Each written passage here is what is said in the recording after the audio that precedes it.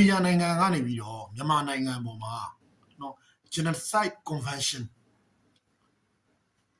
လူမျိုးတုံးဒါစီရေးအပြည်ဆိုင်ရာစာချုပ်ကိုဖောက်ဖျက်လားမဖောက်ဖျက်ဘူးလားဆိုတာနဲ့ပတ်သက်ပြီးတော့တရားစွဲဆိုထားတယ်ဒီမှုနဲ့ပတ်သက်ပြီးတော့နှစ်ဖက်လျှောက်လဲချက်တွေကျွန်တော်တို့နားထောင်လိုက်တဲ့အခါမှာနော်မြန်မာနိုင်ငံရဲ့လက်ရှိအခြေအနေကမကောင်းဘူးမှုရှုံးမှုများတယ်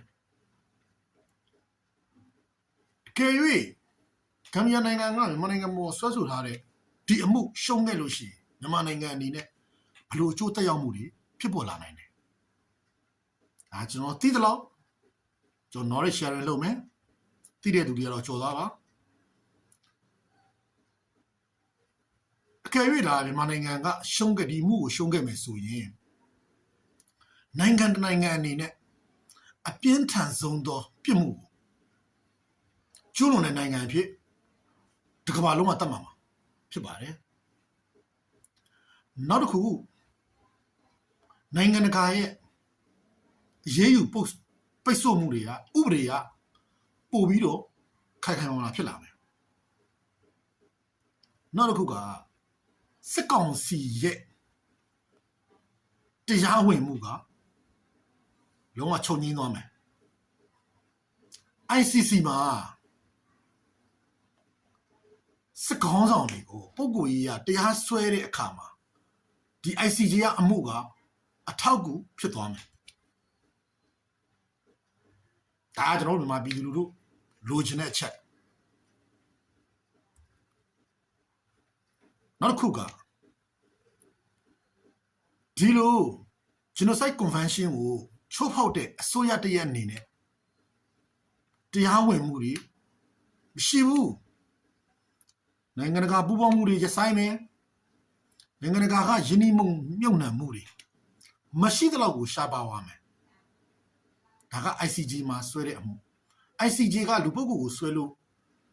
မရဘူးနိုင်ငံကိုစားပြုပြီးဆွဲရတယ် ICC ကြတော့အဲ့လိုမဟုတ်ဘူးလူပုဂ္ဂိုလ်ကိုကျွန်တော်တို့တရားစွဲတဲ့အမှုဥပမာစစ်ကောင်းဆောင်မရောက်နိုင်ဘူးရာဇဝမှုကျူးလွန်တာနဲ့ပတ်သက်ပြီးတော့တရားစွဲလို့ရတယ် ICC မှာဘယ်လိုအမှုတွေကျွန်တော်တို့တရားစွဲလို့ရတယ် Genocide လူမျိုးတုံးတပ်ဖြတ်မှုနံပါတ်1နံပါတ်2ကကျွန်တော် crime against humanity လူသားတွေကိုကျူးလွန်တဲ့နော်လူသားမဆန်တဲ့အပြုအမူတွေရက်စက်မှုတွေညှဉ်းပန်းမှုတွေနှိပ်စက်မှုတွေမတရားချုံနှောင်မှုတွေလက်ဆွဲလို့ရတယ်နံပါတ်3 war crime လက်ရှိမင်းအောင်လှိုင်ကျူးလွန်နေတဲ့ဟာတွေကျွန်တော် war crime ဆိုတာကကျွန်တော်တို့ဒီလက်ရှိ